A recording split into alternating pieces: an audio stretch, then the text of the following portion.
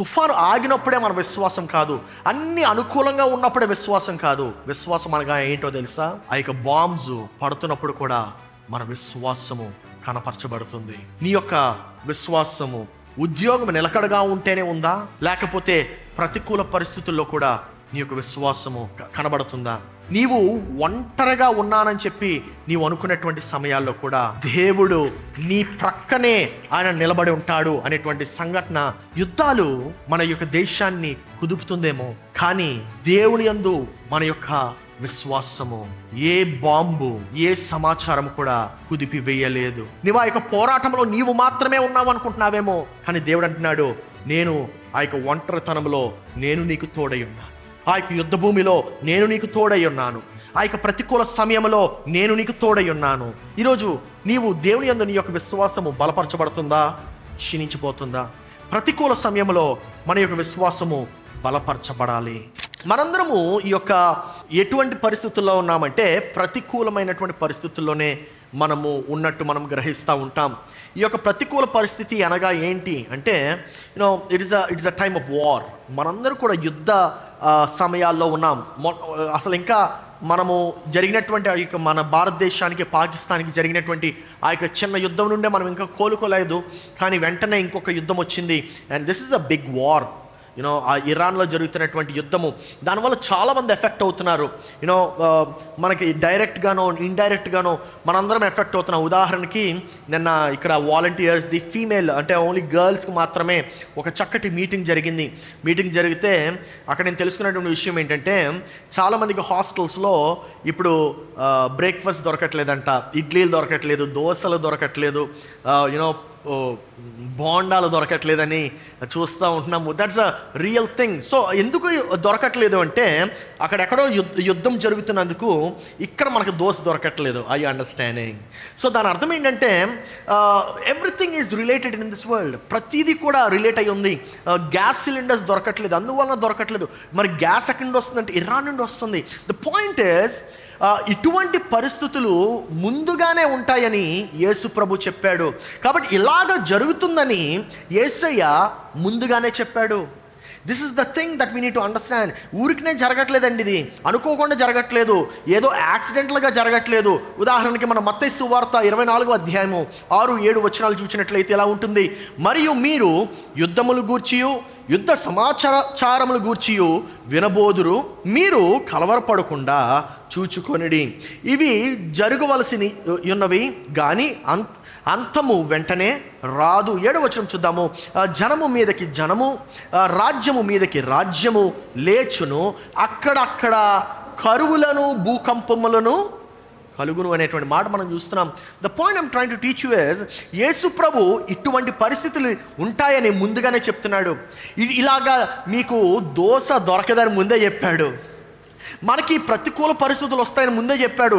But the point is, I want you to understand, ఆయన యుద్ధాలు జరుగుతాయని చెప్పాడు, భూకంపాలు వస్తాయని చెప్పాడు, కరువులు వస్తాయన్నాడు, అస్థిరత్వం వస్తుందన్నాడు. కానీ ఆయన చెప్పినటువంటి మాట ఏంటో తెలుసా? మీరు కలవరపడకుండా చూచుకొనుడి. అందరూ చెప్పండి, ఎందుకు కలవరపడకుండా చూచుకోమన్నాడు? ఎందుకు కలవరపడకుండా చూచుకోమన్నాడు అంటే, ఎందుకంటే దాని అర్థము మన యొక్క విశ్వాసము ఈ యొక్క లోకం యొక్క సిస్టమ్స్ మీద లేదు. మన యొక్క విశ్వాసము, నీవు ఎప్పుడైతే క్రీస్తుని నమ్ముతున్నావో, క్రీస్తు యందు విశ్వాసం ఉంచుతున్నావో, అప్పుడు ఏమవుతుందంటే నీ యొక్క విశ్వాసము లోకము మీద కాకుండా నీవు దేవుని పైన నీ యొక్క విశ్వాసం పెడుతున్నావు. దాని అర్థం ఏంటంటే, నా యొక్క ఆహారం ఇక్కడ జరుగుతున్నటువంటి యుద్ధములు బట్టి రాదు, నా ఆహారము పరలోకము నుండి నా దేవుడు పంపిస్తాడు. హల్లెలూయా. ఏలియాకి జరిగినటువంటి విషయం అదే కదండి. ఏలియాకి ఆహారం ఎక్కడి నుండి వచ్చిందంటే, దేవుడు ఆకాశంలో ఎగిరేటువంటి పక్షుల ద్వారా పంపించాడు. I'm telling you, if you believe in God system, that is a system which is unshakeable. Amen. అంటే కదపలేనటువంటి సిస్టమ్ అది. It is a system which is stable. ఈ యొక్క లోకం యొక్క సిస్టమ్ని మనం చూసినట్లయితే, అందుకే నేను చెప్తా ఉంటాను, నీ యొక్క విశ్వాసం నీ యొక్క ఉద్యోగం మీద ఉండకూడదు, నీ విశ్వాసం నీ యొక్క పని మీద ఉండకూడదు, నీ యొక్క విశ్వాసం నీ యొక్క రాబడి మీద ఉండకూడదు. ఎందుకో తెలుసా? మనందరం ఎక్కడి దగ్గర ఎక్స్పీరియన్స్ అయ్యే ఉండుంటాము. మనకు అప్పటి వరకు ఉద్యోగం ఉంటుంది, అకస్మాత్తుగా పోతుంది. అప్పుడు వరకు స్థిరంగా అనిపిస్తుంది. మనం అనుకుంటా ఉంటాం, అబ్బా చాలా బాగుంది ఉద్యోగం అని. But I'm telling you, all of a sudden it's gone. Government job కూడా అయి ఉండొచ్చు. It can be gone.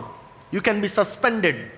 ఉద్యోగం రాబడి లేకుండా ఉండేటువంటి పరిస్థితి వస్తూ ఉంటుంది. నా ప్రియ సహోదరి సహోదరుడా, ఈ ఉదయకాలము నీ యొక్క విశ్వాసము దేనిపైన ఉంది? యేసుప్రభు ఎక్కడ కూడా సమస్యలు రావు అని చెప్పలేదు. యేసుప్రభు ఎక్కడ కూడా యుద్ధాలు ఉండవని చెప్పలేదు. ఇంకా యాక్చువల్గా చెప్పినటువంటి విషయం ఏంటంటే యుద్ధాలు వస్తాయని చెప్పాడు. ఇంకా చెప్పినటువంటి మాట ఏంటంటే సమస్యలు వస్తాయని చెప్పాడు. నా ప్రియ సహోదరి సహోదరుడా, ఈ ఉదయకాలము నీ యొక్క విశ్వాసం దేని యందు ఉంది? దేనిపైన ఉంది? ఉదాహరణకి అపోస్తలుడైనటువంటి పేతురు, ఆయన రాజు అయినటువంటి అగ్రిప్ప హేరోదు రాజు చేత ఆయన బంధింపబడ్డాడు. ఆయన బంధింపబడి ఇంకా రాజు అనుకున్నాడు, ఆయన హతమార్చేద్దాము అని చెప్పి అనుకున్నాడు. మరి అటువంటి సమయంలో ఈయన బంధింపబడ్డాడు, చెరసాల్లో ఉన్నాడు. ఆ యొక్క ప్రిజన్ గార్డ్స్, ఆ యొక్క సైనికులు అతన్ని బయట ఉన్నారు, ఎక్కడికి వెళ్ళిపోకుండా జాగ్రత్తగా కాపాడుతున్నారు ఈ యొక్క అపోస్తలుడైనటువంటి పేతురుని. మరి అటువంటి సమయంలో ఏమైందో తెలుసండి, సంఘము పేతురు కొరకు ప్రార్థించింది. ఎప్పుడైతే సంఘము పేతురు కొరకు ప్రార్థించిందో అకస్మాత్తుగా దేవుని యొక్క దూత ప్రత్యక్షమైంది. దేవుని యొక్క దూత ప్రత్యక్షమైంది, సంఖ్యలు తెంపబడ్డాయి, ఆ యొక్క చెరసాల ద్వారాలు తెరవబడ్డాయి. అక్కడ స్వేచ్ఛగా స్వతంత్రంగా పేతురు బయటికి నడుచుకుంటూ వెళ్ళాడు. హల్లెలూయా. దాని అర్థం ఏంటో తెలుసా? నీ యొక్క ప్రార్థనకి దేవుడు జవాబునిస్తాడు. నీవు ప్రతికూల సమయంలోనైనా ఉండొచ్చు, కానీ దేవుని యొక్క ప్రార్థన ప్రతికూల సమయంలో ఇంకా శక్తివంతంగా పనిచేస్తుంది. హల్లెలూయా. నీవు ప్రతికూల సమయంలో అపవాది ఏమని ఆశిస్తూ ఉంటాడంటే, నీవు దేవుని నుండి ఇంకా దూరపరచబడాలనుకుంటూ ఉంటాడు. అపవాది ఏమని ఆశిస్తూ ఉంటాడంటే, నీవు ఇంకా దేవుని నుండి దూరపరచబడి ఆయన యొక్క స్వరానికి, ఆయన యొక్క సన్నిధి నుండి దూరపరచబడితే నీవు ఇంకా నిత్య నరకంలో ఉండొచ్చు కదా అనేటువంటి ఆశలో ఉంటాడు. కానీ దేవుని యొక్క ప్రేమ నిన్ను విడువను ఎడబాయను అని చెప్తుంది. దేవుని యొక్క ప్రేమ ఎప్పుడు ఇంకా ఎక్కువగా ప్రకాశిస్తుందో తెలుసా? నీవు బందీ అయి ఉన్నప్పుడు, నీవు ప్రతికూల సమయంలో ఉన్నప్పుడు. అందుకే నా ప్రియ సహోదరి సహోదరుడా, నీవు ఎంత గొప్ప సంపాదనైనా సంపాదిస్తూ ఉండొచ్చు, ఈ యొక్క లోకంలో ఉన్నటువంటి ఆస్తంతా నీ దగ్గర ఉండొచ్చు, కానీ యేసు ప్రభు ఉంటే మాత్రమే నీ యొక్క హృదయంలో నిత్య సమాధానం ఉంటుంది. ఈ ఉదయకాలము నీ యొక్క నిరీక్షణ దేనిపైన ఉంది? ఈ యొక్క ఉదయకాలము నీ యొక్క పునాది దేనిపైన ఉంది? నీవు నీ యొక్క ఉద్యోగం పైన నీవు పునాది పెట్టుకున్నట్లయితే, నీ యొక్క ఉద్యోగం పైన, నీ యొక్క రాబడి పైన నీవు నీ యొక్క నమ్మకం పెట్టుకున్నట్లయితే, I'm telling you are missing peace in your life. రెండవ మాట నేనేం చూపిద్దాం అనుకుంటున్నానంటే, రాజ్యాలు నశిస్తున్నప్పుడు దేవుడే మనకు కోటై ఉంటాడు. ఈ యొక్క భయంకరమైన యుద్ధ పరిస్థితుల్లో, ఈ యొక్క భయంకరమైనటువంటి ప్రతికూల పరిస్థితుల్లో మనకి కోట ఎవరైనా ఉండగలరు అంటే దేవుడు మాత్రమే. ఎందుకో తెలుసా? నీవు అనుకుంటున్నటువంటి నీ తల్లిదండ్రులు కూడా ఉండలేరేమో నిన్ను కాపాడడానికి, నీవు అనుకుంటున్నటువంటి నీ పిల్లలు కూడా ఉండలేరేమో నిన్ను కాపాడడానికి, కానీ దేవుడు మాత్రము ఖచ్చితంగా నీతో ఉంటాడు. మనము కీర్తన గ్రంథము 46వ అధ్యాయము మొదటి 3 వచనాలు చూసినట్లయితే ఎలా ఉంటుంది? చదవండి. దేవుడు మనకు ఆశ్రయ దుర్గమై ఉన్నాడు, ఆపత్కాలములో ఆయన నమ్ముకొనదగిన సహాయకుడు. ఎటువంటి సమయాల్లోనండి? ఆపత్కాలములో నమ్ముకొనదగిన సహాయకుడు. 2వ వచనం చూడండి. కావున మునిగినను నురుగు కట్టినను, ఆ పొంగునకు పర్వతములు కదలినను మనము. హల్లెలూయా. నేను ఇక్కడ ఎటువంటి మాటలు చెప్తాడు చూడండి. సముద్రములలో పర్వతములు కదిలినను అంటే he's talking about the warships that is there. ఈ వార్షిప్స్ ఎక్కడ ఉంటాయి? సముద్రాల్లో ఉంటాయి. అక్కడ నుండి పేలుస్తున్నారు, అక్కడ నుండి అక్కడ మిసైల్స్ టార్గెట్ చేస్తున్నారు. అవి వచ్చినను, ఆ యొక్క శిఖరాలు, పర్వతాలు కదిలినను. నా ప్రియ సహోదరి సహోదరుడా, అంటే these are not normal things. ఇక్కడ కీర్తనకారుడు దావీదు రాస్తున్నాడు, ఇది సాధారణమైన విషయం కాదు ఇది. He is talking about the future. కానీ దేవుని ఈ యొక్క మాట ఏం చెప్తున్నాడంటే, మనము భయపడము. హల్లెలూయా. ఎందుకు భయపడమంటే, మన దేవుడు ఎక్కడో పరలోకములో ఉండి ఆయన చూచువాడు కాడు, కానీ ఆయన యొక్క ప్రేమ నీ యొద్దకు చేరుస్తుంది. ఆయన యొక్క సహాయము నీ యొక్క ప్రతికూల సమయంలో ఇంకా ఎక్కువగా ఆయన నీకు సహాయంగా ఉంటాడు. హల్లెలూయా. నా ప్రియ సహోదరి సహోదరుడా, ఈ ఉదయకాలము నీ యొక్క సహాయము నీ యొక్క భర్త అని చెప్పి అనుకుంటున్నావా? నీ భార్య అని చెప్పి అనుకుంటున్నావా? I'm telling you, no. నీ సహాయము నీ దేవుడైనటువంటి యెహోవా మాత్రమే. ఎందుకో తెలుసా? ఆయన నమ్ముకొనదగిన, he's the true help. He's the true help. ఆయన ఎక్కడున్నాడు తెలుసా? నీవు ప్రార్థనలో ఉన్నాడు. నీవు ప్రార్థించగా ఆ స్పందనలోనే ఆయన ఉన్నాడు. ఆమేన్. ఒక తల్లి ఇద్దరు కుమారులతో ఒక యుద్ధము, వరల్డ్ వార్ 2 అప్పుడు ఐరోపా ఖండాల్లో ఈ యొక్క యుద్ధం జరుగుతున్నప్పుడు, వరల్డ్ వార్ 2లో స్పెషల్గా ఈ యొక్క యూరోపియన్ సిటీస్ అన్నీ కూడా చాలా ఎక్కువగా బాంబింగ్ చేయబడ్డాయి. దేని చేత అంటే జర్మనీ చేత బాంబింగ్ చేయబడ్డాయి, ఇంకా జపాన్ చేత బాంబింగ్ చేయబడ్డాయి. ఇటువంటి ప్రతికూల సమయాల్లో ఈ యొక్క వార్ క్రైసిస్లో ఉన్నప్పుడు ఆ యొక్క భయంకరమైన, మెయిన్గా మనకు తెలియనటువంటి విషయం ఏంటంటే, వార్ జరుగుతున్నప్పుడు ఆ సైరన్స్ భయంకరంగా మ్రోగుతూ ఉంటాయి. ఆ సైరన్స్ ఎందుకు మ్రోగుతూ ఉంటాయంటే, బాంబు వస్తుంది, మిసైల్ మీ ప్రాంతానికి వస్తుంది కాబట్టి జాగ్రత్తగా ఉండండి అని చెప్పి వారందరికీ సిటీలో సైరన్ వేస్తూ ఉంటున్నారు. ఇంకా మన ఇండియాలో ఇన్ఫ్రాస్ట్రక్చర్ అంత బిల్డ్ అవ్వలేదు. But if you go into European countries or the middle eastern countries, మీరు టీవీలో చూస్తే కూడా ఆ సైరన్స్ వినగలరు. రీసెంట్గా నా కజిన్ 4 రోజులకి బహ్రెయిన్లో మీటింగ్స్ ఉన్నాయని చెప్పి ఒక స్పీకర్గా వెళ్ళాడు. కానీ యుద్ధం వలన ఆయన ఉండిపోవాల్సి వచ్చింది, రాలేకపోయాడు. అక్కడ ఎయిర్పోర్ట్ అంతా కూడా ధ్వంసం చేసేసారు. ఆయన బహ్రెయిన్లో 4 రోజులనే అనుకొని 10 రోజులు ఉన్నాడు. ఆయన 10 రోజులు నేను అడిగాను, అన్న ఏం చేసావన్నా అని అడిగాను. అడిగితే ఏం లేదు కృష్ణ, ఏం చేశానంటే, ఎప్పుడు సైరన్ మ్రోగుతుందా, నేను ఎప్పుడు బిల్డింగ్ కిందకి పరిగెత్తుకెళ్ళాలా అని చెప్పి ఎదురు చూస్తూ ఉండేవాడిని అన్నాడు. అంటే ఇప్పుడు చాలా లైట్గా చెప్తున్నాడు, కానీ తను చెప్పినటువంటి మాట ఏంటంటే, నాకు అసలు ప్రాణం మీద భయం వేసింది. ఎందుకంటే ఎప్పుడా సైరన్ మోగుతుందో తెలియదు. నేను అడిగాను, ఒక ప్రశ్న అడిగాను, ఎన్నిసార్లు పరిగెత్తుంటారు కిందకి అని అడిగాను. ఆయన 2nd ఫ్లోర్లో 3rd ఫ్లోర్లో ఉన్నాడంట. ఎన్నిసార్లు పరిగెత్తుకెళ్ళారు కిందకి అని అడిగితే, రోజుకి మినిమం కనీసం 20 సార్లు అన్నాడు. Minimum 20 times. అంటే మనం నిద్రపోతున్నప్పుడు కూడా సైరన్ మోగితే కిందకి పరిగెత్తాలి. ఎందుకు? మనం కిందకి పరిగెత్తకుండా ఒకవేళ బాంబు కానీ మన బిల్డింగ్ మీద పడితే మనం చనిపోతాము. అందుకే కింద ఫ్లోర్కి పరిగెత్తాలన్నాడు. అన్నా ఏంటి ఎన్నిసార్లు? 20 times. 20 సార్లు పరిగెత్తారా? That is impossible. అంటే లేదు, నేను ఒకసారి బ్రష్ చేసుకున్నప్పుడు పరిగెత్తాను అన్నాడు. ఒకసారి డిఫరెంట్ వర్క్స్ ఉన్నప్పుడు నువ్వు ఏ పని చేసినా అది ఆపేసి, వంట చేస్తుంటే మధ్యలో ఆపేసి పరిగెత్తుకుని వెళ్ళాలన్నాడు. అది భయంకరమైన సైరన్స్ అంటే. ఇటువంటి సైరన్స్ మ్రోగుతున్నప్పుడు ఒక తల్లి ఉంది. ఆ తల్లికి 2 కుమారులు ఉన్నారు. ఈ 2 కుమారులు చాలా భయపడుతున్నారు. ప్రతి రాత్రి భయమే. కానీ ఒక రాత్రి ఇంకా ఎక్కువగా బాంబింగ్ సౌండ్స్ వినపడ్డాయి. వాళ్ళ దగ్గరలో సమీపంలోనే ఆ యొక్క బాంబింగ్ సౌండ్స్ వినపడ్డాయి. వినపడగానే ఒక కుమారుడు భయపడి ఏమన్నాడంటే, అమ్మా మనం ఈ రాత్రి చనిపోతామా అని అడిగాడు.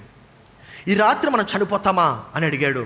అడిగితే అప్పుడు వెంటనే తల్లి కంగారు పడకుండా ఈ 2 పిల్లల దగ్గర తీసుకుని ఏమని చెప్పిందంటే, అయినా మనము చనిపోతామా అనేటువంటి మరణం గురించి మాట్లాడుతున్నావు కదా, మనం మరణం గురించి మాట్లాడక ముందు మనకు జీవం ఇచ్చినటువంటి దేవునితో మనం దేవుని గురించి మాట్లాడదామా అని అన్నది ఆమె.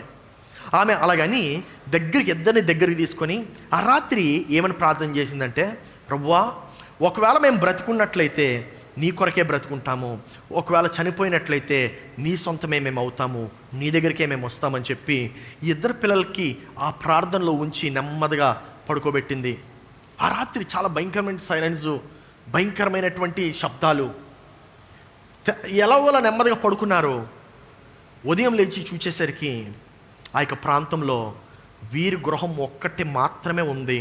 చుట్టుపక్కల ఉండేటువంటి గృహాలన్నీ కూడా కూలిపోయాయి. ఎందుకు ఈ మాట చెప్తున్నానంటే, మన దేవుడు మన ప్రార్థనకు స్పందిస్తాడు. మన దేవుడు మన ప్రార్థనకు జవాబునిస్తాడు. ఎంత ఆశ్చర్యం అండి అది. అంటే మనం ఒక్క రాత్రే ఇల్లే ఉండిపోవడం ఏంటి? దాంట్లో 2 పిల్లల్లో ఒక పిల్లవాడు పెద్ద అయిన తర్వాత పాస్టర్ అయ్యాడు. ఆయన ఈ మాట చెప్పాడు, ఆ రాత్రి నేను విశ్వాసం గురించి ఏమని తెలుసుకున్నానంటే, మన యొక్క స్టామ్ వచ్చి ఆగినప్పుడే మన విశ్వాసం కాదు, తుఫాను ఆగినప్పుడే మన విశ్వాసం కాదు, అన్నీ అనుకూలంగా ఉన్నప్పుడే విశ్వాసం కాదు. విశ్వాసం అనగా ఏంటో తెలుసా? ఆ యొక్క బాంబ్స్ పడుతున్నప్పుడు కూడా మన విశ్వాసము కనపరచబడుతుంది. ఈ ఉదయకాలము నీ యొక్క విశ్వాసము ఉద్యోగం నిలకడగా ఉంటేనే ఉందా, లేకపోతే ప్రతికూల పరిస్థితుల్లో కూడా నీ యొక్క విశ్వాసము కనబడుతుందా? నీ యొక్క విశ్వాసము ఎట్టి రీతిలో, ఎట్టి పరిస్థితుల్లో కనబడుతుంది? నా ప్రియ సహోదరి సహోదరుడా, మూడో పాయింట్ ఏంటంటే, దేవుడు ప్రతికూలమైన పరిస్థితుల్లో కూడా దేవుడు మనకు పూర్ణ శాంతిని దయచేస్తాడు. ప్రతికూలమైన పరిస్థితుల్లో దేవుడు మనకు పూర్ణ శాంతిని దయచేస్తాడు. యెషయా గ్రంథము 26వ అధ్యాయం 3వ వచనంలో చెప్తుంది, ఎవని మనస్సు నీ మీద ఆనుకొనునో, అందరూ చెప్పండి, ఎవని మనస్సు దేవుని మీద ఆనుకొనునో, ఇప్పుడు చూడండి, వానిని నీవు పూర్ణ శాంతి గలవానిగా కాపాడుదువు. అంటే నీ యొక్క మనస్సు ఆయన పైన ఆనుకోవడం అంటే ఏంటి? What does it mean? నీ యొక్క మనసు, నా మనసు ఆయన పైన ఆనుకోవాలా? దాని అర్థం ఏంటి? నా ప్రియ సహోదరి సహోదరుడా, ఇక్కడ దేవుడు ఇంకా కంప్లీట్ చేద్దాం అన్నమాట. ఏలయనగా అతడు నీ యందు విశ్వాసము ఉంచి ఉన్నాడు. దాని అర్థం ఏంటంటే, దేవుడు ఇక్కడ నీకు అన్ని బాగుండే సమయాల్లోనే నీకు శాంతి సమాధానాన్ని దయచేస్తాను అనలేదు. చూడన్నమాట, ఎవని మనసు నీ మీద ఆనుకునో వాని నీవు పూర్ణ శాంతి గలవాణిగా. అంటే నీకు శాంతి సమాధానం ఎప్పుడు కావాలి? ప్రతికూల పరిస్థితుల్లో కావాలి. నీకు శాంతి సమాధానం ఎప్పుడు కావాలి? When everything is not working. నీకు ఉన్నటువంటి ఉద్యోగం పోయినప్పుడు, నీ యొక్క రాబడి పోయినప్పుడు, నీ యొక్క వ్యాపారం నశించిపోయినప్పుడు, నీ యొక్క కుటుంబం చెల్లాచెదరైపోయినప్పుడు, నీ యొక్క మనసు విరిగినటువంటి సమయంలో నీకు పూర్ణ శాంతిని దయచేవాడు మన దేవుడు మాత్రమే. హల్లెలూయా. నా ప్రియ సహోదరి సహోదరుడా, ఈ ఉదయకాలము నీ యొక్క విశ్వాసము ఎవరిపైన పెట్టుకుంటున్నావు? నీ యొక్క విశ్వాసము దేని మీద పెట్టుకుంటున్నావు? ఈ యొక్క శాంతి ఎప్పుడు వస్తుందంటే, ఎవని మనసు అయితే ఆయన మీద ఆనుకుంటుందో, ఎవని పునాది అయితే ఆయన యందు ఉంటుందో. ఈ ఉదయకాలమున ఇంకొక యుద్ధం గురించి మనము తెలుసుకుందాము. ఇది ఒక కొరియన్ వార్ జరుగుతుంది. కొరియన్ వార్ జరుగుతున్నప్పుడు, this is the true story that happened. ఏమైందంటే, ఒక యవన సైనికుడు చాలా భయంకరంగా గాయాల చేత ఆయన కొట్టివేయబడ్డాడు. చాలా గాయాలు తగిలాయి. బాంబు వచ్చేసి ఆయన బాడీ అంతటిని కూడా పియర్స్ చేసేసింది. ఆయన ఆ యొక్క రాత్రివేళ సమయంలో ఆయన ఒక మూలన పడిపోయి ఆ బ్లీడింగ్ అవుతుంటే, దెబ్బలు తగిలినప్పుడు ఏం చేయాలో అర్థం కాక ఆయన ఆ పరిస్థితిలో ఉండిపోయాడు. ఆయన చుట్టూ ఆయనకి ఒక శబ్దాలు వినపడుతున్నాయి, బాంబ్ సౌండ్స్ వినపడుతున్నాయి, బూట్ల సౌండ్లు వినపడుతున్నాయి, సైనికుల సౌండ్లు వినపడుతున్నాయి. కానీ ఈయన మూలన ఎక్కడికో చెదరైపోయి ఎగిరి పడిపోయాడు. ఎవరు కూడా ఈయన పట్టించుకోవట్లేదు. ఈయన పట్టించుకునేటువంటి సమయంలో ఆ యొక్క చీకటిగా ఉన్నప్పుడు ఆయన యొక్క పాకెట్లో ఏదో తగులుతుంది ఆయనకి. ఏంటిది తగులుతుందని అని చూస్తే ఒక చిన్న పుస్తకము. ఏంటి ఆ పుస్తకం అంటే, వాళ్ళ అమ్మగారు ఇచ్చినటువంటి బైబిల్. అది ఆ యొక్క బైబిల్ని ఆయన నెమ్మదిగా తీశాడు బయటికి. ఉన్నటువంటి చాలనటువంటి బలంతో ఆ యొక్క బైబిల్ని తీసి నెమ్మదిగా అక్కడ ఆ ఉండేటువంటి బాంబ్ లైట్స్కి, ఆ యొక్క ఫ్లేర్స్కి, ఆ యొక్క డిస్ట్రాయ్ చేస్తున్నటువంటి మిజైల్ టార్గెట్స్కి ఆ యొక్క వస్తున్నటువంటి ఆ వెలుగులో ఆయన బైబిల్ని ఇలా తెరవంగానే ఆయన కనబడినటువంటి మాట ఏంటంటే, కీర్తన గ్రంథము 139వ అధ్యాయము 7వ వచనము ఏమని చెప్తుందంటే, నీ ఆత్మ యొద్ద నుండి నేను ఎక్కడికి పోవుదును, నీ సన్నిధి నుండి నేను ఎక్కడికి పారిపోవుదును అనే మాట. ఈ మాట ఆయన చూడగానే ఆయన నెమ్మది స్వరంతో ఏమని అన్నాడంటే, దేవా, నీవు కానీ నిజంగా నా దగ్గర ఉన్నట్లయితే, నీవు నిజంగా నన్ను చూస్తున్నట్లయితే నన్ను విడవద్దు. నీవు నన్ను కాపాడుతావని నాకు తెలుసు. నీవు నిజంగా నన్ను చూస్తున్నట్లయితే నన్ను విడవద్దు అని అన్నాడు. ఆయన ఆ మాట అన్నాడు. వెంటనే ఆయనకి కళ్ళు మూసుకుపోయాయి. ఉండేటువంటి బలం పోయింది. ఏమైందో తెలీదు. మరుసటి రోజు మాత్రము ఆయన హాస్పిటల్లో లేచాడు. ఏమైందంటే, ఆయనకి కళ్ళు ముయ్యబడగానే వెంటనే ఉండేటువంటి ఆయన యొక్క సైన్యంలో ఉండేటువంటి వేరే సైనికులు, ఆయన యొక్క దేశస్తులే ఆయన్ని వెంటనే చూసి హాస్పిటల్కి తీసుకెళ్ళిపోయారు. ఆయన కొన్ని సంవత్సరాలు అయిన తర్వాత కోలుకున్న తర్వాత ఆయన చెప్పినటువంటి సాక్ష్యము సంఘంలో ఏంటంటే, on the battle field I learn something powerful. ఆ యొక్క యుద్ధ భూమి మీద నేను ఒక గొప్ప శక్తివంతమైనటువంటి మాట నేర్చుకున్నాను. ఏంటదంటే, even when you feel completely alone, నీవు ఒంటరిగా ఉన్నానని చెప్పి నీవు అనుకున్నటువంటి సమయాల్లో కూడా God is still standing beside you. దేవుడు నీ ప్రక్కనే ఆయన నిలబడి ఉంటాడు అనేటువంటి సంఘటన నేను తెలుసుకున్నానని చెప్పాడు. నా ప్రియ సహోదరి సహోదరుడా, నీవు ఒంటరిగా ఉన్నాను అనుకుంటున్నావేమో, నీవు ఆ యొక్క పోరాటంలో నీవు మాత్రమే ఉన్నావు అనుకుంటున్నావేమో, లేకపోతే ఆ యుద్ధంలో నీవు మాత్రమే ఉన్నావని అనుకుంటున్నావేమో. కానీ దేవుడు అంటున్నాడు, నేను ఆ యొక్క ఒంటరితనంలో నేను నీకు తోడై ఉన్నాను, ఆ యొక్క యుద్ధ భూమిలో నేను నీకు తోడై ఉన్నాను, ఆ యొక్క ప్రతికూల సమయంలో నేను నీకు తోడై ఉన్నాను. 4వ పాయింట్ ఏంటంటే, ఈ సూచనలు అన్నీ క్రీస్తు రాకడకు చిహ్నాలు. ఈ సూచనలు అన్నీ కూడా క్రీస్తు రాకడకు చిహ్నాలు. లూకా సువార్త 21-28 వచనంలో చూస్తే మనకి ఇలా కనబడుతుంది, ఇవి జరుగను ఆరంభించినప్పుడు మీరు ధైర్యము తెచ్చుకొని మీ తలలెత్తుకొనుడి. హల్లెలూయా. మీ విడుదల సమీపించుచున్నదనెను. అంటే దాని అర్థం ఏంటంటే, ఇటువంటి యుద్ధాల గురించి, యుద్ధ సమాచారాల గురించి మీరు తెలుసుకున్నప్పుడు అందరిలాగా మీరు కృంగిపోవద్దు, అందరిలాగా మీరు నశించిపోతారేమని చెప్పి అనుకోవద్దు. ఎందుకంటే మీ విడుదల సమయము సమీపించుచున్నదని మీరు గ్రహించండి. దాని అర్థం ఏంటో తెలుసా? నీ యొక్క మెస్సయ్య, నీ లోక రక్షకుడు, ఆయన తిరిగి వచ్చేటువంటి సమయము దగ్గరగా ఉందని చెప్పి మీరు గర్వపడండి. అందుకే తలెత్తుకొని చూడండి అన్నాడు. హల్లెలూయా. ఈ యొక్క సమాచారం విన్నప్పుడు వెంటనే లోకస్తులైతే వారు కృంగిపోతూ ఉంటారు. అమ్మో ఏంటి నా యొక్క భవిష్యత్తు, అమ్మో ఏంటి నా యొక్క జీవితము, అమ్మో నా కుటుంబం సంగతి ఏంటి, నా యొక్క బిడ్డల సంగతి ఏంటి, నా కుమారుల సంగతి ఏంటి అని చెప్పి ఏడుస్తూ ఉంటారు. కానీ మనము విశ్వాసులుగా మనం చేయాల్సినటువంటి పని ఏంటంటే, అక్కడ రాయబడినటువంటి మాట చూడండి. ఆయన ఏమన్నాడంటే, మీరు ధైర్యము తెచ్చుకొని తలెత్తుకొనుడి. హల్లెలూయా. ఏం చేయాలండి?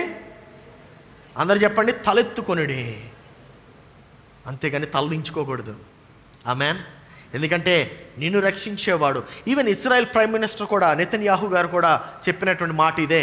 ఏమని చెప్పాడంటే, జస్ట్ నిన్న ఏమని చెప్పారంటే, ఆయన ఈ యొక్క మన మెస్సయ్య వచ్చేటువంటి సమయానికి ఇది ఒక ప్రారంభమేమో అన్నాడు ఆయన.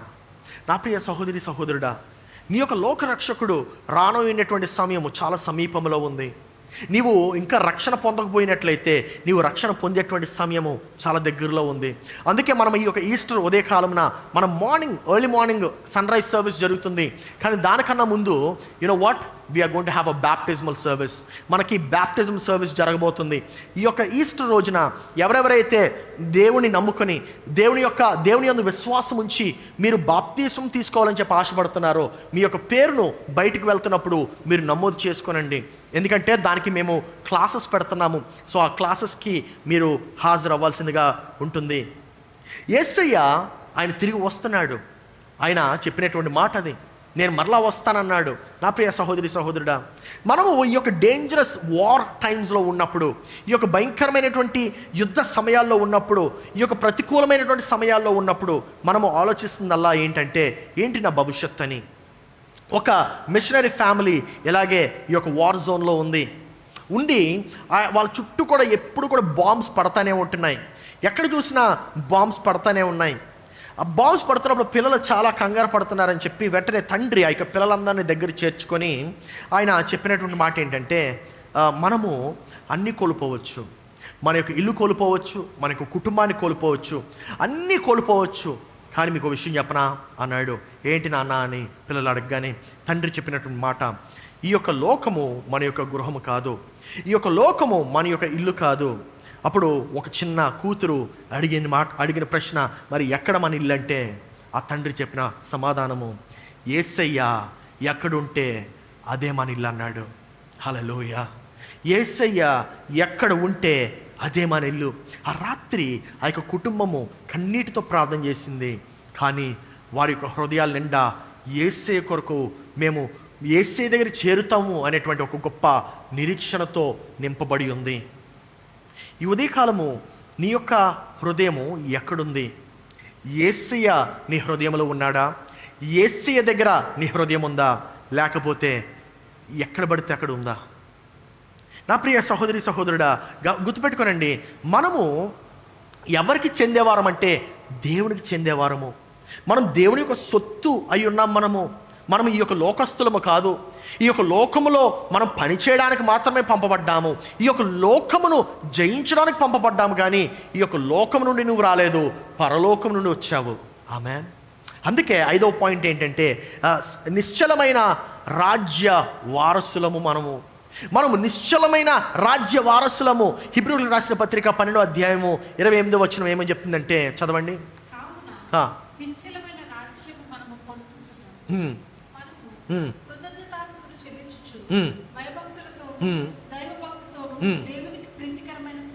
హల్లెలూయా.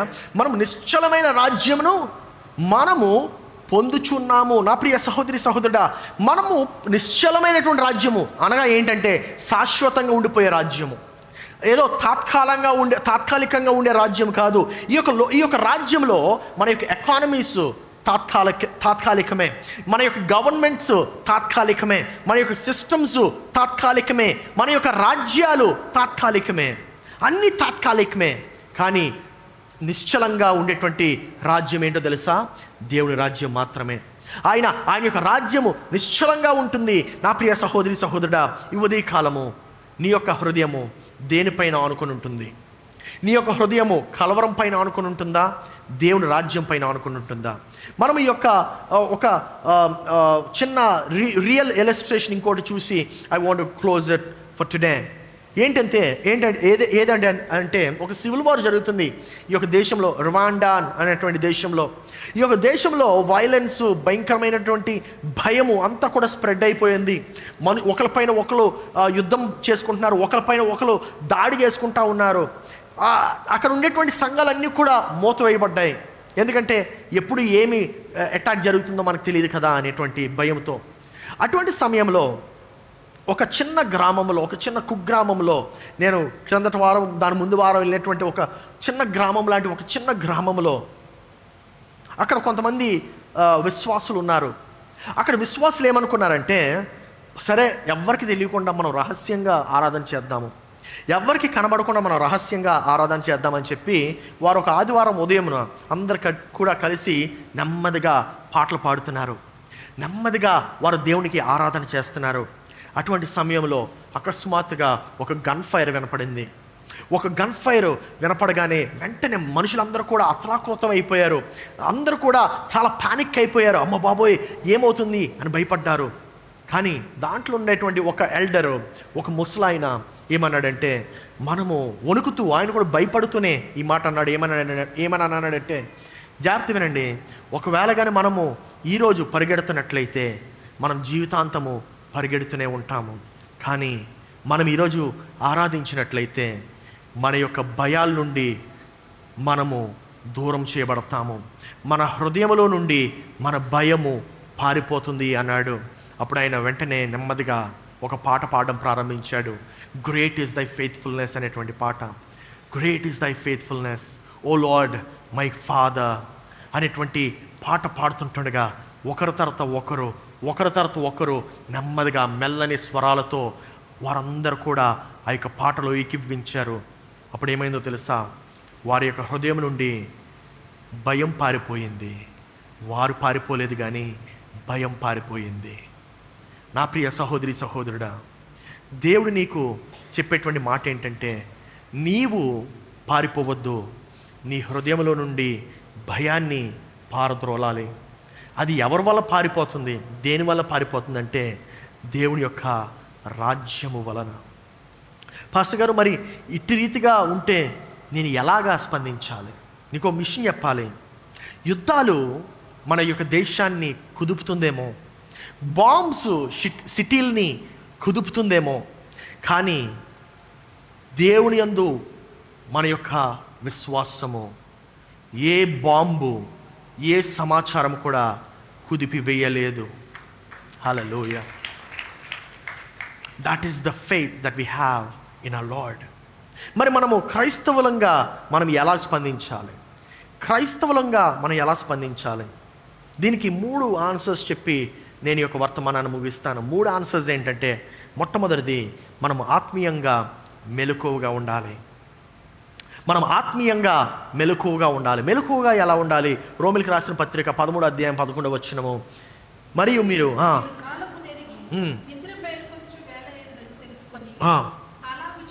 అలాగూ చేయడి, మీరు కాలము నెరిగి నిద్ర మేలుకొను వేళ అయిందని.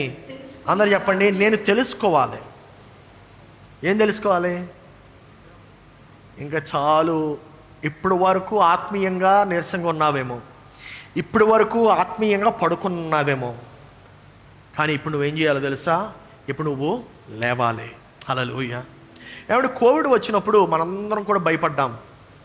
కోవిడ్ వచ్చినప్పుడు మన ప్రాణాలు ఎక్కడ నశించిపోతాయో, ఎక్కడ చనిపోతామో, ఎక్కడ వ్యాధి అంటుకుంటుందేమో అని భయపడ్డాం. కానీ మీకు విషయం చెప్పనా? ఎవరైతే క్రీస్తునందు విశ్వాసం ఉంచారో వారు భయపడ్డం మానేసి వారి యొక్క ఆలోచనలు క్రీస్తుతో అలైన్ చేసుకోవాల్సినటువంటి సమయం అది.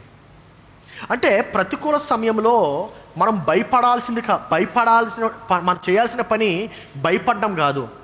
ప్రతికూల సమయాలు వచ్చినప్పుడు మనం చేయాల్సినటువంటి భయపడ్డం కాదు. మరి ఏం చేయాలండి అంటే, దేవుని యొక్క తలంపుల వైపు నీ యొక్క తలంపులు అలైన్ చేసుకోవాలి. దేవుని యొక్క ఆలోచనల వైపు, దేవుని యొక్క గొప్పతనాన్ని నీవు గుర్తు చేసుకోవాలి. దేవుని యొక్క స్వస్థత కార్యములను నీవు గుర్తు చేసుకోవాలి. రెండవది ఏం చేయాలంటే, నీ యొక్క విశ్వాసాన్ని బలపరుచుకోవాలి. నీవు మెలకువగా ఉండాలి. రెండవది, నీ విశ్వాసాన్ని బలపరుచుకోవాలి. ఎలా బలపరుచుకోగలమండి విశ్వాసాన్ని ప్రతికూల సమయంలో అంటే? సమాధానము హెబ్రీయులకు రాసిన పత్రిక 10వ అధ్యాయము 25వ వచనము. ఆ దినము సమీపించుట మరి ఎక్కువగా అలాగ చేయొచ్చు, ప్రేమ చూపుటకు సత్కార్యములు చేయుటకును ఒకరినొకడు పురికొల్పుకొనవలెనని ఆలోచన. హల్లెలూయా. అంటే మనం ఎవరిని కలవాలి? అవిశ్వాసులను కాదు, మనము విశ్వాసులను కలవాలి. మన యొక్క విశ్వాసాన్ని మనం ఎలా బలపరుచుకుంటామో తెలుసండి? నీవు వేరే విశ్వాసిని కలిసినప్పుడు. ఎందుకంటే వారు కూడా నీ యొక్క నమ్మకమే వారు కూడా కలిగి ఉంటారు. ఏంట నమ్మకం అంటే, నీ దేవుడు గొప్ప కార్యాలు చేస్తాడు. హల్లెలూయా. నీకు అనారోగ్యంగా ఉన్నప్పుడు నీవు లోకస్తులతో కాదు కలవాల్సింది. నీకు అనారోగ్యంగా ఉన్నప్పుడు నీవు విశ్వాసులతో కలవాలి. ఎందుకంటే వారు ఏమని నిన్ను హెచ్చరిస్తారంటే, ఏమని నిన్ను ప్రోత్సహిస్తూ ఉంటారంటే, నీ దేవుడు నిన్ను స్వస్థపరుస్తాడు. అదే లోకస్తులు కలిస్తే ఏం చెప్తారండి? అవునా, ఇది ఇంతేలే, ఈ డాక్టర్ని కలువు, అంతేలే, ఆ డాక్టర్ని కలువు, ఇంతేలే, హోమియోపతి ట్రై చేసావా, అలోపతి ట్రై చేసావా, ఈ పతి ఆ పతి అని చెప్పి ఉన్న మతిలన్నీ పోగొట్టేస్తూ ఉంటారు. But the point is, when you meet a believer, వారు చెప్పే మాట ఏంటంటే, పద మనం ప్రార్థన చేద్దాం, పద నీ యొక్క ఆరోగ్యం బాగవ్వాలని ప్రార్థన చేద్దాం. ఉద్యోగం కోల్పోయావా? లోకస్తులు ఏం చెప్తారు? ఓహో, నీ ఉద్యోగం కోల్పోయావా? అంతేలే, ఇప్పుడు బాగాలేదు పరిస్థితి, అంతేలే, ఇప్పుడు అంత క్రైసిస్ ఉంది, అంతేలే, ఇప్పుడు డౌన్ టైం ఉంది. విశ్వాసం అలా చెప్పడండి. విశ్వాసం ఏం చెప్తాడు? పద ప్రార్థన చేద్దాం. బ్రదర్, నీ గురించి ప్రార్థన చేస్తాను. సిస్టర్, నీ గురించి ప్రార్థన చేస్తాను. నీ ఉద్యోగం దొరికినంత వరకు ప్రార్థన చేస్తాను. నా దగ్గర కొంతమంది వస్తూ ఉంటారండి. కొంతమందికి అదేంటో తెలీదు, ప్రార్థన చేయగానే మరుసటి రోజే ఉద్యోగం దొరుకుతుంది. కొంతమందికి ప్రార్థన చేయగానే 3 రోజులకు ఉద్యోగం దొరుకుతుంది, వారం రోజులకు ఉద్యోగం దొరుకుతుంది. కానీ కొంతమందికి ప్రార్థన చేసినప్పుడు నేను సంవత్సరం ప్రార్థన చేసినటువంటి సంఘటనలు కూడా ఉన్నాయి. ఓయా, సంవత్సరము. కానీ మీకు విషయం తెలుసా? సంవత్సరం అయినప్పటికీ దేవుడు పనిచేస్తాడు. ఆమేన్. సంవత్సరంలో మనం నేర్చుకోగలిగినటువంటి బోల్డ్ అన్ని పాఠాలు ఉంటాయి. సంవత్సరంలో దేవుడు మనకి చాలా చాలా అంశాలు నేర్పిస్తూ ఉంటాడు. నా ప్రియ సహోదరి సహోదరుడా, ఈరోజు నీవు దేవుని యందు నీ యొక్క విశ్వాసము బలపరచబడుతుందా, క్షీణించిపోతుందా? ప్రతికూల సమయంలో మన యొక్క విశ్వాసము బలపరచబడాలి. ఆమేన్. లాస్ట్ పాయింట్ ఏంటి నేను చెప్దాం అనుకుంటుందంటే, నీవు నీ యొక్క భయపడే వారితో విశ్వాసమును పంచుకోవాలి. భయపడే వారితో విశ్వాసాన్ని పంచుకోవాలి. ఆమేన్. నువ్వు భయపడుతున్నట్లయితే విశ్వాసతో కలవాలి. భయపడే వారికి నీవు బోధించాలి. అర్థమైందండి? ఎందుకంటే నీవు లోకానికి వెలుగై ఉన్నావు. మత్తయి సువార్త 5వ అధ్యాయం 14వ వచనం చూసినట్లయితే మనకు అర్థమవుతుంది, మీరు లోకమునకు వెలుగై ఉన్నారు. మీరు లోకమునకు వెలుగై ఉన్నారంట. దాని అర్థం ఏంటంటే నీ యొక్క సహోదరి, నీ యొక్క సహోదరుడు, లేకపోతే తెలిసినటువంటి వారు, స్నేహితులు, బంధువులు, వాళ్ళు ఉద్యోగం కోల్పోయారు, లేకపోతే క్రైసిస్లో ఉన్నారు, లేకపోతే ఆపదలో ఉన్నారు. నువ్వు ఆ సమయాన్ని సద్వినియోగపరుచుకోవాలి. దేవుని యొక్క సువార్తను ప్రకటించడానికి, నీవు ఉన్నటువంటి ఇబ్బంది నుండి నా దేవుడు నిన్ను కాపాడుతాడు అనేటువంటి సమాధానము నీవప్పుడు వారికి తెలియపరచాలి. హల్లెలూయా. నా ప్రియ సహోదరి సహోదరుడా, చీకటి సమయంలో వెలుగు ఇంకా ఎక్కువగా ప్రకాశిస్తుంది. చీకటి సమయంలో వెలుగు ఇంకా ఎక్కువగా ప్రకాశిస్తుంది. దేవుడు అన్నాడు, నీవు లోకానికి వెలుగై ఉన్నావన్నాడు. మరి నీవు లోకమునకు వెలుగైనట్లయితే, ఆ యొక్క ప్రతికూల సమయంలో నీకు తెలిసినటువంటి వారు ప్రతికూల సమయంలో భయపడుతున్నట్లయితే, నీ వారికి దేవుడితో ధైర్యాన్ని పెంచాలి. ఈ ఉదయకాలము నేను మీకు ఒక ప్రశ్న అడిగి ఈ యొక్క వర్తమానాన్ని ముగించాలని ఆశపడుతున్నాను. ఏంటి ఆ ప్రశ్న అంటే, ఈ యొక్క ప్రపంచము, ఈ యొక్క భూమి ఎప్పుడు ఇలాగే ఉంటుందా? ఎప్పుడు కుదిపివేయబడుతుందా? ఎప్పుడు కూడా ప్రతికూలంగానే ఉంటుందా అంటే, నా యొక్క ప్రశ్న అది కాదేమోనండి ప్రశ్న. ఎందుకంటే ఎప్పుడు కుదిపివేయబడుతుంది, దాని గురించి మనం చర్చించుకోవాల్సిన అవసరం లేదు. ఎప్పుడు కూడా ప్రతికూలంగానే ఉంటుంది, దాని గురించి మనం పెద్దగా చర్చించుకోవాల్సినటువంటి అవసరం లేదు. మరి ఏంటి మీ యొక్క ప్రశ్న అంటే, నా ప్రశ్న, అటువంటి ప్రతికూల సమయంలో నీ యొక్క పునాది ఎవరై ఉన్నారు? అటువంటి ప్రతికూల సమయంలో నీ యొక్క మనస్సు ఎవనిపైన ఆనుకొని ఉంటుంది? నీ యొక్క పునాది ధనం మీద ఉందా?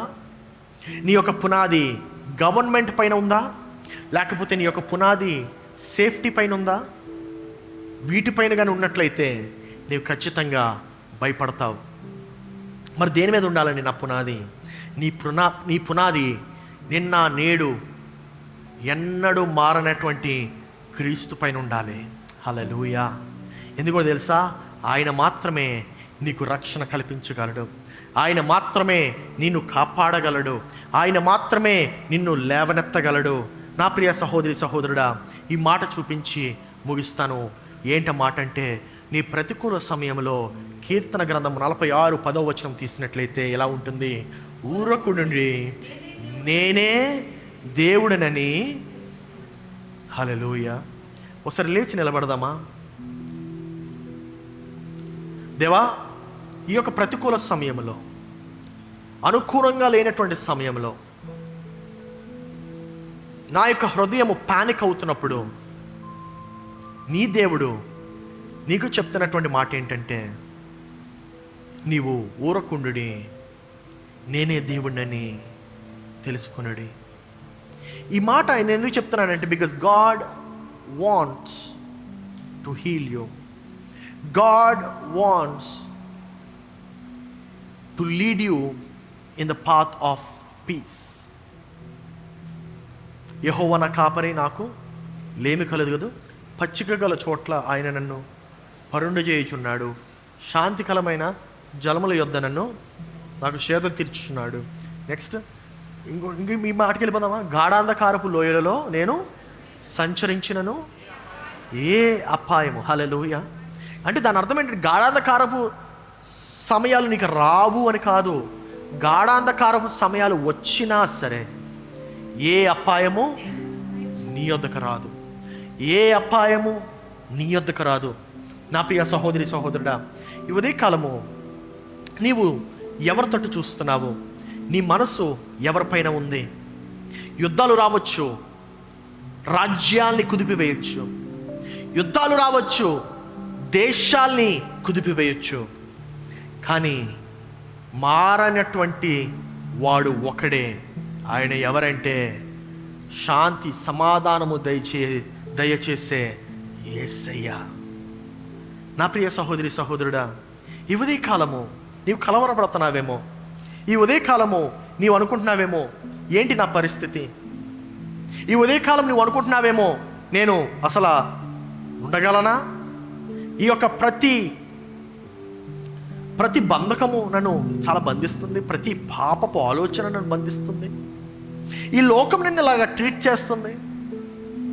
అందుకే ఒక ఆయన ఇలా రాశాడు, నా కలవరములన్నీ కనుమరుగు చేయుచు, నా కన్నీరంతా నీ కవిలలో దాయుచు, నా కలవరములన్నీ కనుమరుగు చేయుచు, నా కన్నీరంతా నీ కవిలలో దాయుచు, ఉపదేశ క్రమముతో ఉత్తములను చేయుచు, మా ఊహలన్నిటినీ పరిశుద్ధపరిచావు, ఉపదేశ క్రమముతో ఉత్తములను చేయుచు, మా ఊహలన్నిటినీ పరిశుద్ధపరిచావు. ఆశ్చర్యకరుడా స్తోత్రము, ఆలోచనకర్త స్తోత్రము. రెండు చేతులు పైకెత్తి చెప్దామా? ఓ ఆశ్చర్యకరుడా, అవును యేసయ్యా నీకే స్తోత్రం. ఆలోచనకర్త స్తోత్రము, ఆశ్చర్యకరుడా స్తోత్రము, ఆశ్చర్యకరుడా స్తోత్రము, ఆలోచనకర్త స్తోత్రము, ఆశ్చర్యకరుడా స్తోత్రము, ఆలోచనకర్త స్తోత్రము. ఇది ఏ త్రోవని నా వెంట నుండి ఆ త్రోవలన్నీయు సరళము చేయుచు,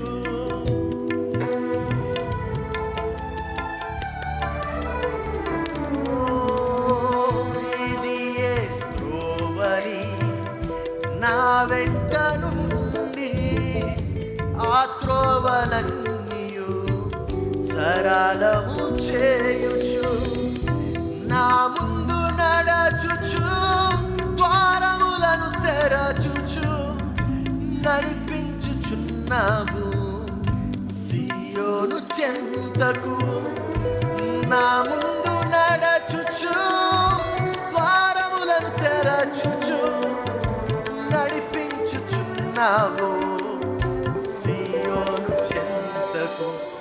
ఆశ్చర్యకరుడా స్తోత్రము, అవును యేసయ్యా నీకే స్తోత్రము, ఆలోచనకర్త స్తోత్రము, ఆశ్చర్యకరుడా, ఆలోచనకర్త, ఆలోచనకర్త స్తోత్రము, ఆశ్చర్యకరుడా, ఓ ఆశ్చర్యకరుడా స్తోత్రము, ఆలోచనకర్త స్తోత్రము, ఆశ్చర్యకరుడా, ఆశ్చర్యకరుడా,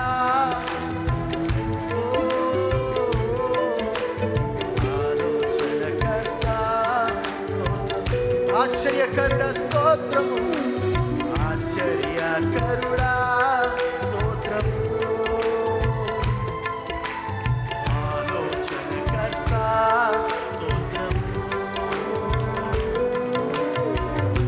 ఆశ్చర్యకరమైన ఆలోచన నాకిచ్చి నీ బుద్ధి జ్ఞానములా సమృద్ధి నా కొసగి, ఆశ్చర్యకరమైన ఆలోచన నాకిచ్చి నీ బుద్ధి జ్ఞానములా సమృద్ధి నా కొసగి, కరుణించుచు నీవు కృపలను చూపుచు ఎక్కించుచున్నావు ఉన్నత స్థలములకు, కరుణించుచు నీవు కృపలను చూపుచు ఎక్కించుచున్నావు ఉన్నత స్థలములకు. ఆలోచనకర్త యేసయ్యా. ఆలోచనకర్త స్తోత్రం, ఆశ్చర్యకరుడా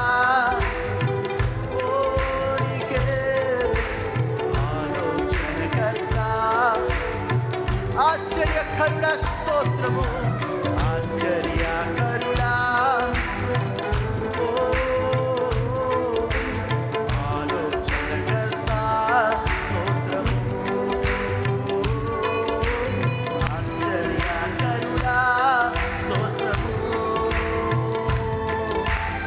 ఆలోచనకర్త స్తోత్రము.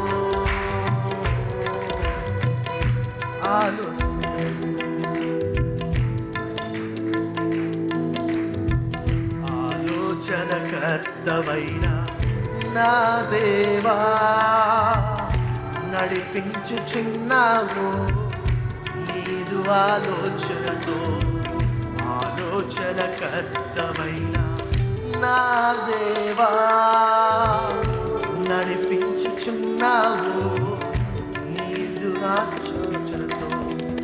ఆవరించి ఉన్నావు నీ ఆత్మశక్తితో, బలపరుచుచున్నావు నిత్యము నీ కృపతో.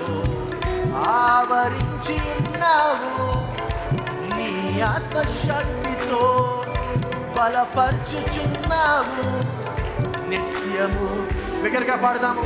ఆశ్చర్యకరుడా, అవును యేసయ్యా.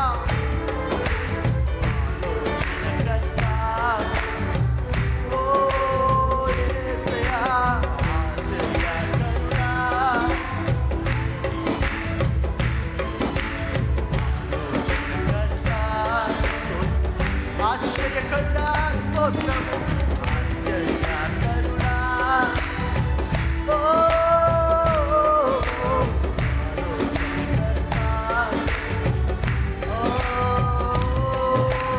ఆశ్చర్యకరుడా, అవును యేసయ్యా.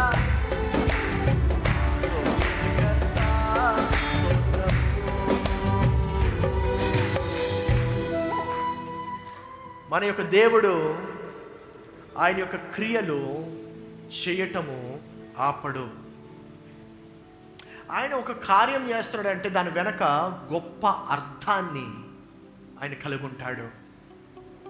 This morning I want you to remember, నీ జీవితంలో వచ్చిన ప్రతికూలమైన పరిస్థితి అది దేవుని ప్రణాళికలో భాగం మాత్రమే కానీ అది నీ యొక్క అంతము కాదు,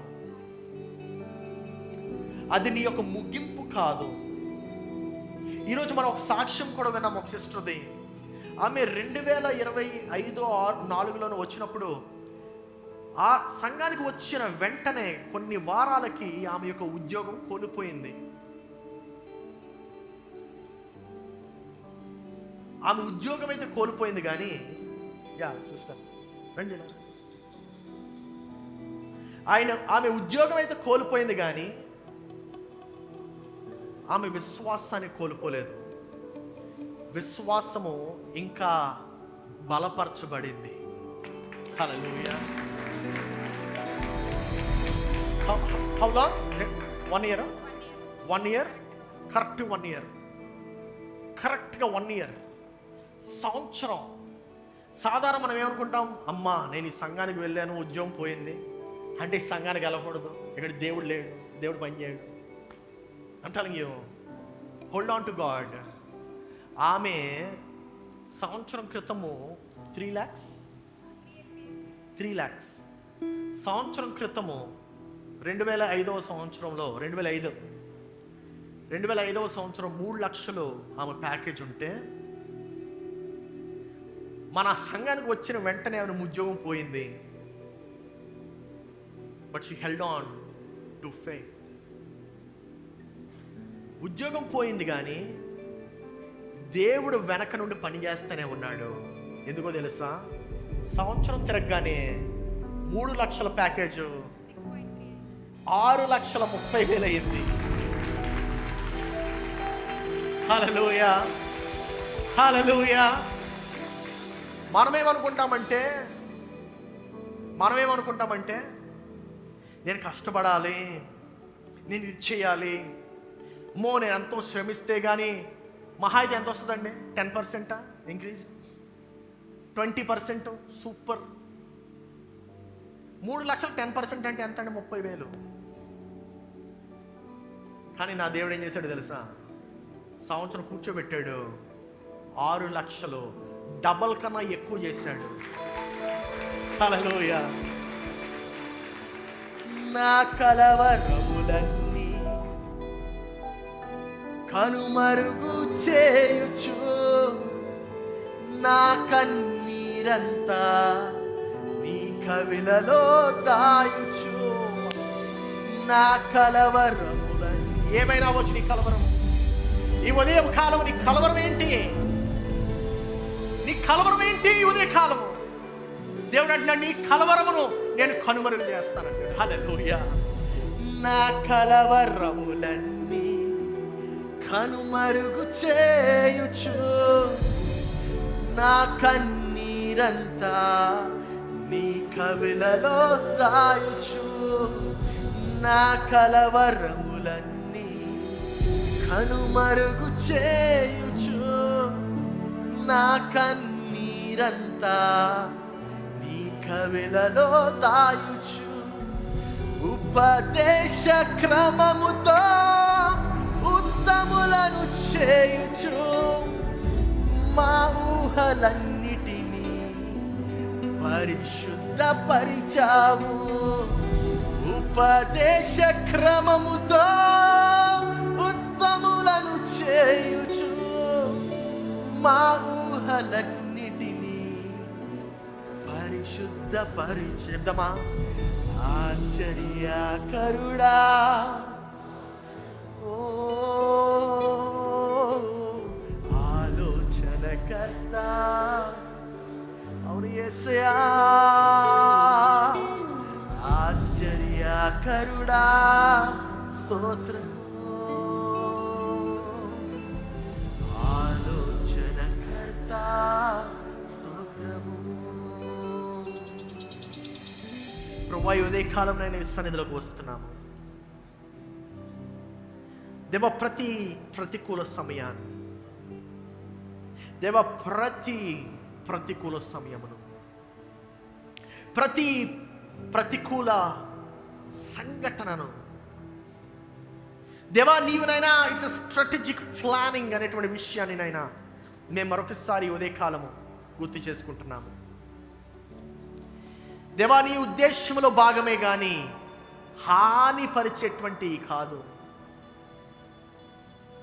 for I know the plans I have for you. నేను మీ గూర్చి కలిగిన ఉద్దేశములు, ఆలోచనలు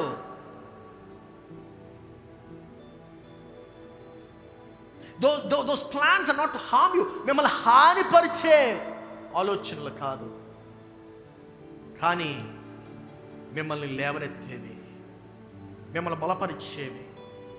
ఈ యొక్క యుద్ధ సమయాల్లో, ఈ యొక్క ప్రతికూల సమయాల్లో, ఈ యొక్క క్రైసిస్లో కూడా ప్రభువా, నీ సన్నిధిని నీవు మాకు దయచేస్తున్నందుకు వందనాలు దేవా. ఈ ఉదయకాలం ప్రభువా, మేమందరం ఇలా నీ సన్నిధిలో కూడి నిన్ను ఆరాధించే భాగ్యము నీవు మాకు దయచేస్తున్నందుకు వందనాలు. ప్రతి సమయంలో నీవున్నావు, ప్రతి అడుగులో నీవున్నావు. శాశ్వతమైనటువంటి రాజ్యం, నిశ్చలమైన రాజ్యము నీదయ్యా. నిన్న నేడు నిరంతరము మారనటువంటి రాజ్యం నీది. ఉదయకాలం ప్రభువా, నీవు మాతో మాట్లాడుతున్నందుకు వందనాలు. ప్రతి అడుగులో నీవు మాకు తోడుగా ఉంటున్నందుకు వందనాలు. మేము తిరిగి ఇంటికి వెళ్తుంటుండగా నీ యొక్క స్వరము మాతో మాట్లాడేలాగిన సహాయం చేయము. యేసు పరిశుద్ధ నామములు అడిగి ప్రార్థిస్తున్నాము తండ్రి, ఆమేన్. మన తండ్రి అయిన దేవుని ప్రేమ, రక్షకుడైన యేసు క్రీస్తుని కృప, పరిశుద్ధాత్మని యొక్క అన్యోన్య సహవాసం ఇక్కడ చేరిన మనకును సంఘం అంతటికి సదాకాలము తోడయుండునుగాక. ఆమేన్, ఆమేన్, ఆమేన్. బిగ్గర చప్పట్లు కొడదాము, దేవుని స్తోత్రాలు చెల్లిద్దాం.